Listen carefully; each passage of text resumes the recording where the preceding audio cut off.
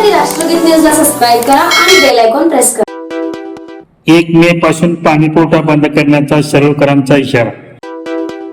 शिरोळमधील 11 गावांनी केवळ इचलकरंजीला टार्गेट करत इचलकरंजीचा पाणीपुरवठा 1 मे पासून बंद करण्याचा व पोषण आणि आंदोलन करण्याचा इशारा आज प्रांताधिकारी दीपक शिंदे यांना दिलेल्या निवेदनात दिला आहे।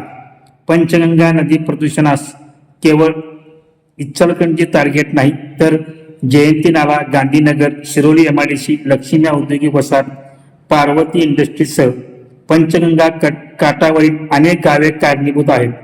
आज 17 एप्रिल रोजी शिरोळ तालुका बंद ठेवून नागरिकांनी काळा ओढा प्रदूषित पाणी रोखले होते।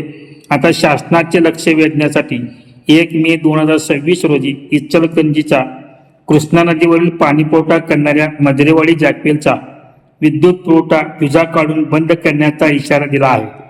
दरम्यान यावेळी झालेल्या चर्चेत प्रांताधिकारी दीपक शिंदे यांनी पाणी पुरवठा खंडित करून नागरिकांना वेठीत धरता येणार नाही। आपण शासन पातळीवरील प्रदूषण मंडळ, महापालिका यांची संयुक्त बैठक घेऊन तोडगा काढू असे आश्वासन दिले।